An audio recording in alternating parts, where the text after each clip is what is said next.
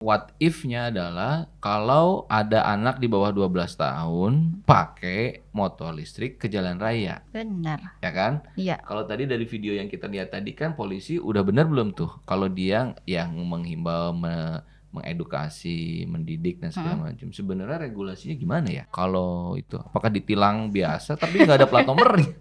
Dan dulu kan anak di bawah umur Kagak juga. ada SIM-nya juga. Kalau Kan? dari riset ini dia sarannya gimana ya penyelesaiannya? Sebetulnya ada bahasa tertentu ya namanya diversi. Permen-Hub-nya gimana sih kalau kita pakai sepeda listrik tuh aturannya gimana sebenarnya? Punya apa aja nih, misalnya kayak lampu, alat pemantul, sistem rem, ada klakson atau bel.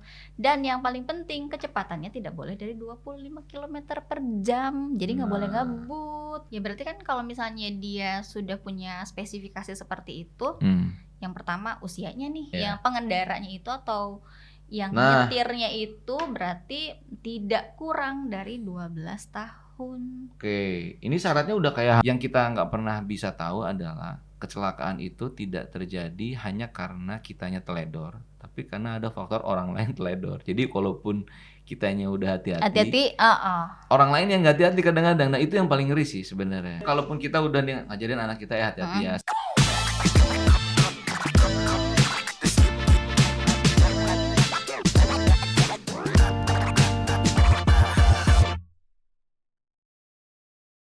Oke, Sobat Tirto, ketemu lagi di Query, Kudapan Eksperimen dan Riset bersama saya, pemimpin redaksi Tirto, Rahmadin Ismail atau Madin, dan saya, rekan saya, Nurjana.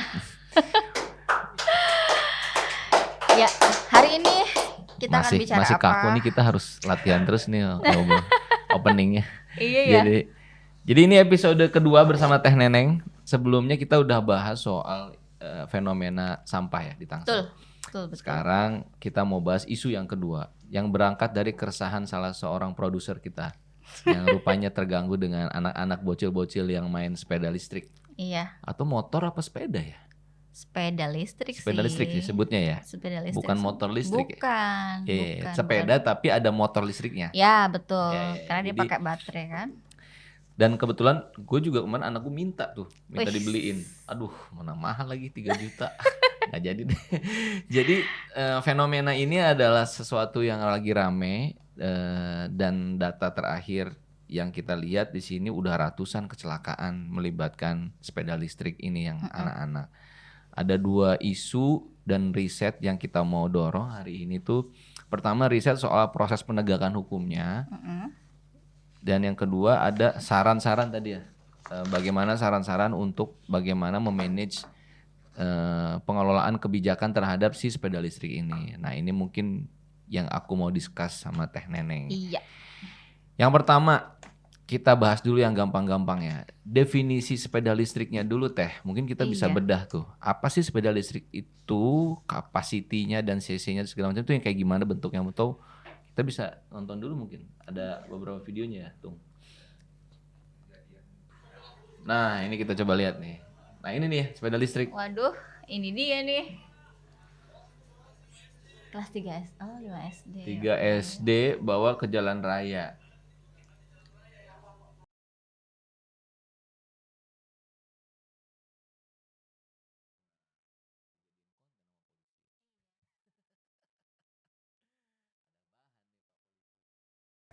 Edukasi. Iya, betul.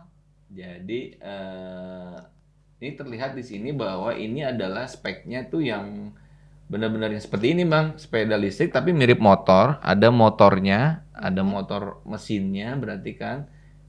Dan penggunaannya tapi kayak sepeda biasa di jalan raya, padahal sebenarnya nggak bisa. Kita waktu itu nemu ada riset dari Patrick Maramis, Roni Maramis dan Diances Rumimpunu, ini dari Universitas Samratulangi. Mereka lebih bahas pada penegakan hukumnya. Nah, mungkin Teh Neneng sempat lihat-lihat, kita ngebahas dulu sepeda listriknya tuh mereka ya ceritanya gimana ya?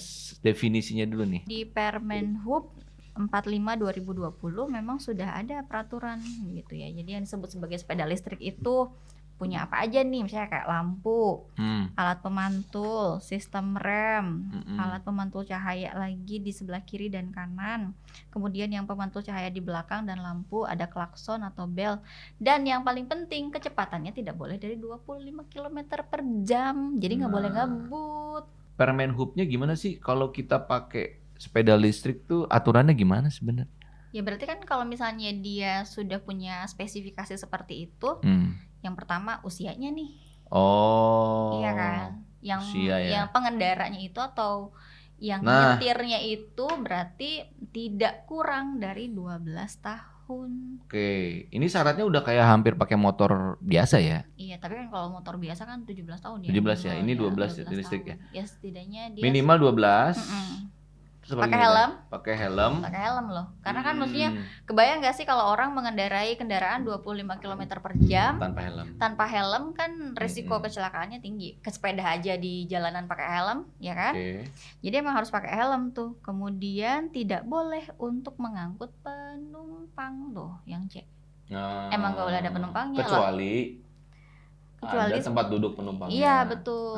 Tapi kan ini risikonya juga lumayan ya. Iya benar. Maksudnya kan dia sepeda. Kalau sepeda goncengan anak-anak ya itu di komplek aja. Apalagi gitu. Gue pernah lihat di bonceng 3 tuh. Iya, ceng-tri. Capek-capek. Iya. Terus kemudian nggak boleh ada modifikasi nih. Jadi nggak boleh ada modifikasi sampai kecepatannya melampaui itu. Kemudian yang paling penting kan harus memahami tata cara lalu lintas ya, berlalu lintas gitu. Jadi kalau boleh nyalip, kemudian memberikan prioritaskan pada pejalan kaki, menggunakan secara tertib, menjaga jarak aman, dan konsentrasi. Nah ini penting nih, konsentrasi itu menjadi penting. Kenapa? Itu yang menjadi salah satu alasan tidak boleh kurang dari 12 tahun. Jadi anak-anak SD kelas 3 gimana deh tuh? Iya. Boleh lah. Jadi ada faktor psikologisnya juga kan. Betul, kenapa 12 tahun ini menjadi acuan usia kan. Bener, ada kematangan kognitif gitu loh. Karena kan maksudnya gini, anak itu kan dia punya kecerdasan ruang gitu kan. Jadi kalau misalnya kita ingin tahu nih mengetes anak kita punya kecerdasan ruang yang bagus atau tidak kan salah satunya pakai kalau yang usia 1 tahun 2 tahun pakai balance bike gitu loh yang pakai kaki. Terus nanti naik lagi tuh sepeda roda 2 gitu kan. Nah nanti dia kan harus bisa ngukur nih kalau misalnya jalan segini saya harus di mana gitu posisinya. Ini kan kecerdasan ruang nih. Nah di usia 12 tahun kemungkinan berdasarkan pada riset itu kecerdasan ruangnya udah mulai muncul dan mulai maksudnya dia sudah bisa mempertimbangkan nih kalau misalnya jalanan segini berarti gue harusnya agak kesini gitu. Jadi most likely di bawah itu belum matang gitu loh. Kalau menurut di sini ya menurut riset ini artinya perkembangan otak anak itu kan dia terkait dengan bagaimana ketika dia mengendarai apakah kalau di depan ada orang bisa ngebut apa enggak gitu kan. Karena kan di sini memprioritaskan pejalan kaki. Artinya kan kendaraan ini tidak boleh dibawa ngebut gitu. Iya. Jadi jelas nih 12 tahun batasnya pakai helm, di bawah itu nggak boleh. Nah, apakah ada ruang aman buat sepeda listrik itu buat anak-anak di bawah itu kalau mau main berarti bolehnya di mana? Nah sebetulnya kan kalau mengikuti peraturan ini kalau yang 12 tahun dan kalau misalnya kita lihat di ruang operasionalnya nih gitu kan. Yang pertama kan sebetulnya kalau sepeda listrik ini ada di lajur khusus berarti kan ada di lajur sepeda. Kemudian lajur yang disediakan untuk kendaraan tertentu yang memang untuk motor listrik gitu ya, yang menggunakan penggerak motor listrik. Kemudian ruang amannya itu kan tadi tuh di pemukiman, berarti di daerah kompleks mungkin ya, atau di daerah pemukiman warga pada umumnya. Kemudian di tempat-tempat yang car free day. Karena kan space-nya luas tuh untuk main sepeda listrik. Kemudian di kawasan wisata.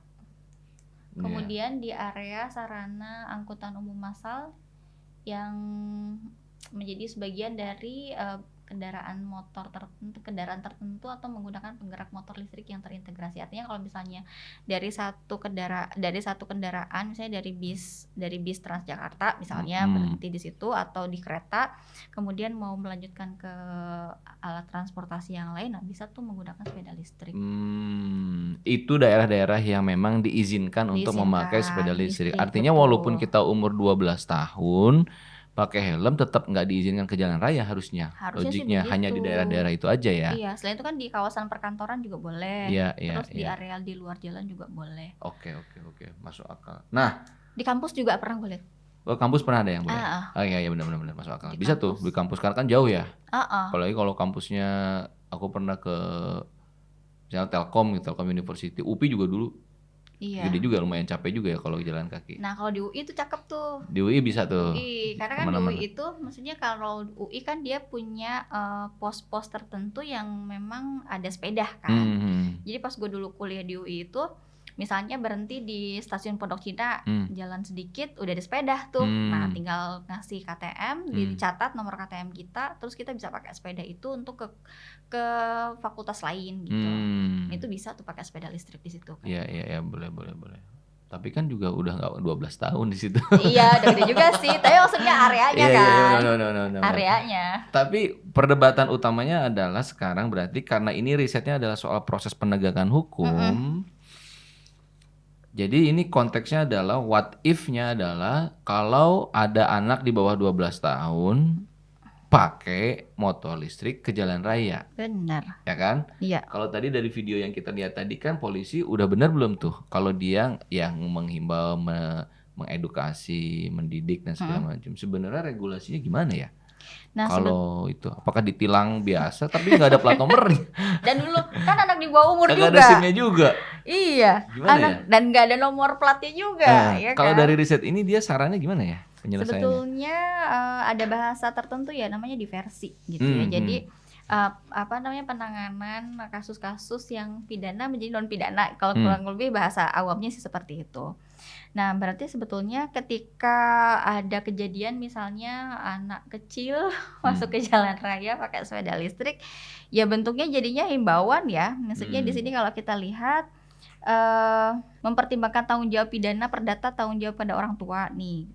Kemudian di sini juga kalau kita lihat bentuk-bentuk diversinya adalah dengan ini nih ada penyerahan kembali ke orang tua kan, bener kan? Perdamaian dengan tanpa ganti rugi, mengikut sertakan dalam pendidikan dan pelatihan di lembaga pendidikan dan pelayanan masyarakat. Jadi kan sebetulnya kayak semacam bentuk ringan mungkin ya, karena anak masih dalam pembinaan orang tua. Tapi menurutku nih sebagai orang tua, mungkin juga harus di rumah gitu ya, sebagai orang tua juga harus tahu bahwa ini punya risiko gitu. Penggunaan sepeda listrik untuk anak di bawah 12 tahun tuh punya risiko. Jadi jangankan itu deh, sering kita lihat kayaknya anak SMP bawa motor ya ke sekolah. Iya nggak sih? Artinya sekolah, kemudian orang tua juga harus sadar bahwa kendaraan bermotor ini punya efek hukum yang cukup besar. Misalnya ketika anak SMP bawa motor atau bawa sepeda listrik ke jalan raya, kan paling fatal kematian ya nggak sih? Kita nggak tahu kan apa yang terjadi di jalanan gitu. Lah kalau ketemu sama bus yang gede atau tronton gimana gitu kan?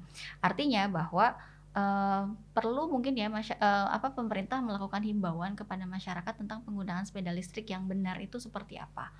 Dan juga perlu orang tua juga teredukasi bahwa efek dari penggunaan sepeda listrik ini pada anaknya itu seperti apa gitu. Apalagi kalau misalnya anak kecil kan belum bisa mempertimbangkan kalau misalnya kecepatan ngebut kayak gini tuh akan seperti apa. Apalagi banyak banget yang cengtri itu loh, bonceng 3 itu. Bahasanya kan gitu ya, cengtri kan. Udah bukan cabe-cabean lagi ya. Kalau cabe-cabean. Oh, bonceng 3. Bonceng 3. Iya itu. Bonceng 3 boti. Tapi aku mau bikin pengakuan dosa juga. Aku malah mengencourage anakku untuk belajar motor SMP. Karena aku mau nyuruh dia untuk beli telur. Pakai sepeda aja, lebih eco green. Tapi emang aku nggak berani ngelepas ke jalan raya, jadi cuman di komplek aja ke warung gitu Oh gitu. gitu. Paling beli sarapan gitu Iya gitu. iya iya iya. Tapi gini, pressure-nya juga sebenarnya kalau ini sekali lagi ini bukan pembenaran nih, tapi ini cerita mungkin dari sudut pandang orang tua ya. Misalnya nih tetanggaku tuh baru anak SMP kelas 3 udah bisa bawa mobil gitu, pamer-pamer keliling komplek gitu-gitu. Jadi kok anakku nggak bisa-bisa nih gitu-gitu. Jadinya, tapi konteksnya adalah dalam bukan itu sih. Jadi memang akhirnya ada beberapa kebutuhan dan anak-anaknya juga mereka juga suka ceng-cengan di antara mereka sendiri, nggak bisa bawa motor dan segala macam. Nah, pressure sosialnya memang tinggi tuh buat anak SMP cowok. Boro-boro misalnya kalau nggak bisa sepeda lebih malu lagi mungkin ya, tapi dia kayak ada social pressure-nya juga di circle-circle-nya anak-anak remaja kita gitu-gitu. Iya, Jadi sama dan itu memang sebetulnya. itu kayaknya tuh kalau belum bisa bawa motor tuh kayak aduh hina Gagal. banget gitu ya Gagal, gitu kan gagal. kayak. Nah itu juga mungkin yang harus kita edukasi bahwa Iya, it's okay gitu, santai naik angkot gitu-gitu Iya, kan, bener. naik ojek online santai aja, sabar, ada waktunya gitu-gitu. Iya, karena kan sebenarnya gini, sama juga sih sebagai orang tua yang punya anak SMP kelas 3. Ini kan sebenarnya pertanyaannya, Bu, boleh nggak bawa motor? Enggak. Kenapa? Karena sebetulnya ketika kamu bawa motor, selain kamu bisa happy-happyan naik motor tuh di situ ada tanggung jawab. Ya kan? Kalau misalnya pas kamu naik motor dilalah kecelakaan, siapa yang mau tanggung jawab? Iya. Kamu punya apa untuk bisa kamu pertanggungjawabkan gitu. Kalau misalnya ada yang celaka, ada yang nauzubillah min dzalik misalnya sampai meninggal, siapa yang mau tanggung jawab? Nah, sebetulnya di balik pride mungkin ya atau wih nih gue merasa keren gara-gara naik motor, wait di situ ada tanggung jawab gitu. Benar. Jadi ketika kita menggunakan sesuatu, selain kita punya insentif dari situ, kita juga ada tanggung jawab di situ. Nah biasanya sih gue ngejelasinnya gitu, kamu naik motor di situ ada tanggung jawab, siap nggak sama tanggung jawabnya, siap nggak kamu bertanggung jawab kalau misalnya kamu tuh nyerempet orang gitu dan dia nggak terima gitu. Karena kan kalau misalnya sejauh ini kan dalam kasus apapun, misalnya yang kemarin tuh ada anak masih di bawah 17 tahun bawa motor terus bawa mobil terus dia nabrak kan di daerah Lebak kalau nggak salah, nabrak pengendara motor yang lain. Kan itu sebetulnya nggak boleh, tapi kan siapa yang mengizinkan? Ya kan, orang tua kan pada akhirnya gitu. Jadi sebetulnya penyelesaian soal sepeda motor atau penggunaan kendaraan bermotor di bawah usia itu memang harus kesepakatan semua pihak gitu ya. Pemerintah itu harus tegas dengan aturannya bahwa tidak boleh ada anak di bawah 17 tahun yang menggunakan kendaraan bermotor dan 12 tahun untuk sepeda listrik misalnya. Kemudian membatasi betul-betul gitu ya jalanan atau tempat operasional yang aman gitu. Jangan kan gitu deh ya, kita jalanan Jakarta gimana sih? Iya, benar. Aduh, jadi tapi menarik juga ya kalau kita mau balik ke riset soal kognitif dan ruang kecerdasan tadi ya. Ya, kecerdasan ruang. Kecerdasan ruang artinya memang ada korelasinya kan antara perkembangan otak sama kemampuan kognitif dalam berkendara kan. Benar. Jadi nggak semata-mata larangan 12, 17 itu ujuk-ujuk dibuat tanpa ada pertimbangan. Benar. Dan itu bisa kita ulas lagi. Oh ini soal sosialisasi. Sosialisasinya sih. Ya kan? Sosialisasi. Ini juga sama tadi ya, arahannya tetap sama ya risetnya bahwa kurangnya sosialisasi kali ya, mungkin ya ini dorongannya ya. Ya kan dari tuh. Riset ini. Kurangnya pemahaman siswa, tuh kan kurangnya minimnya kesadaran siswa tentang keselamatan. Ya kan ini kurang banget ya, karena maksudnya kepatuhan kita di jalan raya juga. Jadi solusi yang ditawarkannya adalah sosialisasi aturan hukum untuk anak SD tuh. Jadi ya memang jangan-jangan si Permenhub itu orang-orang memang belum tahu ya. Iya benar. Bisa jadi juga orang tua nggak tahu, anak-anak nggak tahu, jangan-jangan sebagian penegakan hukumnya pun aparat kita juga belum tahu ada Permenhub itu. Betul. Makanya kan di sini kan kita lihat nih ada peningkatan pemahaman, ya kan, pemahaman terutama banyak orang itu, sebagian siswa di sini terutama. Terus kesadaran keselamatan. Dan ini peran orang tua, guru dan orang tua tuh kan. Berarti kan guru di sekolah juga harus ngasih tahu nih gitu. Mm-mm. Karena kalau kita lihat di sekolah gitu ya, di sekolah SMP gitu kan banyak juga yang bawa motor. Iya, benar. Iya kan, maksudnya guru juga harus tegas, kamu tuh masih di bawah umur.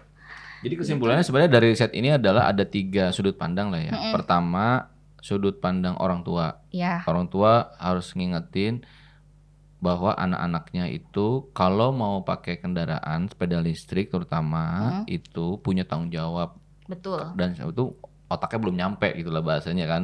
Untuk bisa bawa itu ya jadi stop, atau kalau mau main di ruang aman aja di yang daerah-daerah yang memang tidak terlalu berbahaya gitu, misalnya yang tadi yang kita sebut. Yang kedua, buat aparat penindakan hukumnya juga mesti agak diversif ya, Diversif, tadi Pak, bahasanya betul. kan. Diversi, betul. Nggak keras-keras banget, tapi juga nggak enteng-enteng banget, tetap ada ya diingetin edukasinya. Betul. Nah yang ketiga ini berarti perannya sekolah, perannya mungkin lembaga pendidikan untuk sosialisasi di sekolah. Tadi makanya tadi ada riset soal itu ya. Jadi mungkin ada 3 point of view yang bisa kita tarik dari itu. Betul. Atau ada lagi nggak kira-kira menurut Neneng yang sekiranya? Ya kalau sekarang kan sebetulnya selain itu ya, dengan adanya media sosial seperti ini yang tadi ditampilkan itu kan itu bisa jadi semacam media untuk menyampaikan mengenai peraturan tentang penggunaan sepeda listrik. Artinya kalau misalnya kita sudah pakai kanal-kanal yang lain ya kita juga bisa menggunakan media sosial untuk mensosialisasikan nih sebetulnya aturannya itu yang benar kayak gimana gitu loh. Jadi kalau misalnya orang tuanya sudah sadar, guru-gurunya juga sudah memberitahu, kemudian aparat kepolisiannya juga tegas, kemudian siswanya juga diberikan informasi yang secara cukup mumpuni, ya setidaknya terbangun ya kesadaran kalau mereka tahu nih kalau pakai sepeda listrik tuh harus seperti apa dan tidak abai gitu loh. Iya. Nggak abai pada misalnya pengguna jalan yang lain. Tapi kalau di jalanan lowong itu kan bawaannya main ngebut aja, ya nggak sih? Aku masih ingat tuh pertama kali aku belajar motor itu dulu SMP, dan itu perasaannya seneng banget karena bisa ngebut kan. Tuh kan kita dulu kan. Aku sewa dulu pertama kali tuh motor tuh aku sewa karena nggak punya, sewa Ya, yang terus? motor yang brebet gitu yang pret gitu. Itu perasaannya emang menyenangkan sih, cuman ya itu. Yang kita nggak pernah bisa tahu adalah kecelakaan itu tidak terjadi hanya karena kitanya teledor, tapi karena ada faktor orang lain teledor. Jadi kalaupun kitanya udah hati-hati, orang lain yang nggak hati-hati kadang-kadang. Nah itu yang paling ngeri sih sebenarnya. Iya kan? Aku Yang ngeliat hati-hati aja begitu. Iya. Iya. Maksudnya kalaupun kita udah ngajarin anak kita ya hati-hati ya, sen kanan, sen kiri gitu ya, udah basicnya udah kasih tahu lah. Tapi maksudnya suka aja tiba-tiba orang nyelonong beng bruk gitu. Jadi sebenarnya resikonya tuh nggak cuma sekedar dia jadi sumbernya. Betul. Tapi juga orang lain yang bisa jadi sumber dan mengorbankan anak kita. Itu aja sih paling ngeri aku. Ya makanya kan sebetulnya itu kan kembali ke kesadaran pengendara kan. Sebetulnya dia itu ketika bawa kendaraan harus menyadari keselamatan dirinya dan keselamatan orang lain ya, gitu ada loh. 2 faktor itu. Iya, keselamatan dirinya dan keselamatan orang lain ya. Orang udah hati-hati, yang hati-hati aja bisa celaka, apalagi yang nggak hati-hati gitu loh. Artinya memang apa ya kan, ada pernah satu informasi yang gue dapat, sebetulnya kalau mau lihat karakter orang, lihat aja waktu dia di jalanan gitu. Kalau maksudnya dianya salip-salipan berarti kan kelihatan kalau dia egois gitu kan, dan dia tidak memperhatikan keselamatan orang lain gitu. Gue masih inget tuh dulu pernah liputan pas malam tahun baru. Inget gak ada itu satu anak artis yang nabrak. Itu kan dia masih belasan tahun kan, yang pas malam tahun baru dia kenceng banget, terus dia loncat hilang kendali, terus nyebrang ke jalur seberangnya dan nimpa mobil yang sedang itu. Dan isi mobilnya tuh di Jagorawi, aku ingat banget tuh karena malam tahun baru kan aku lagi piket. Terus si si mobilnya itu nimpa dan akhirnya menimbulkan kecelakaan beruntun. Nah yang kecelakaan itu adalah sebuah mobil omprengan yang isinya full gitu. Banyak yang meninggal. Menelusurin TKP terus ada video-videonya, dan itu jadi heboh banget tuh. Hebohnya karena satu, dia masih belum qualified. Yang kedua itu dulu pertanggungjawaban hukumnya kan dia nggak kena waktu itu. Jadinya ada ngasih santunan dan segala macam. Nah itu ya maksudnya itu kenapa usia tertentu? Nah, kenapa ketika seorang anak atau seseorang boleh mengendarai kendaraan di usia tertentu, kayak misalnya kendaraan bermotor, kenapa sih harus 17 tahun? Karena 17 tahun kan dianggap dewasa. Dia udah tahu kan hak dan kewajiban gitu kan. Hak dan kewajiban tuh apa yang dia boleh lakukan dan tidak boleh dilakukan. Dan efek hukumnya harusnya kayak gimana. Makanya kan 17 tahun udah boleh milih tuh. Nah, artinya bahwa kalau misalnya dia pakai kendaraan, dia udah tahu nih gimana efeknya kalau dia pakai kendaraan, selain misalnya happy dan sebagainya gitu, bisa kemana-mana aja. Dan dia udah tahu kalau misalnya dia di jalanan, dia harus mempertimbangkan keselamatan orang lain dan keselamatan dirinya. Benar. Itu sih yang paling penting. Karena kalau misalnya cuman keselamatan diri sendiri ya kayak tadi ya, misalnya ya udah kita aja yang ngurus kan. Tapi kalau udah urusan orang lain itu yang PR sih. Dan itu dilemanya adalah ketika ngomongin, apalagi konteksnya penegakan hukum kan. Kalau penegakan hukum untuk kecelakaan yang ditimbulkan oleh anak di bawah umur, dilema juga. Mau dimasukin penjara, kasihan. Tapi nggak dihukum juga, gimana anaknya, misalnya gitu-gitu. Jadi akhirnya tadi ada namanya diversif kan. Iya betul, diversif. Jadi memang harus sering-sering ingetin lah gitu-gitu. Betul. Mudah-mudahan dengan adanya riset-riset ini, kita sengaja publikasikan dan coba sampaikan ke teman-teman semua supaya menimbulkan kesadaran bahwa ada konsekuensi hukum, tapi memang ada juga yang paling penting itu kesadaran untuk ngingetin anak-anaknya supaya sabarlah. Nanti ada waktunya kok. Ketika udah mencapai umurnya pasti ada waktunya untuk bisa berkendara dengan baik dan benar. Aku aja baru bisa nyetir itu umur 24 nih, lulus kuliah gue baru belajar nyetir. Iya. Gue nggak bisa sama sekali. Gue sadar diri daripada menimbulkan kemudaratan yang lebih besar ya. Iya, betul. Oke, demikian episode hari ini. Sekali lagi teman-teman tolong hati-hati dan jaga anak-anak kita dari sepeda listrik dan yang berkeliaran di jalanan. Sampai ketemu lagi di episode selanjutnya. Dadah.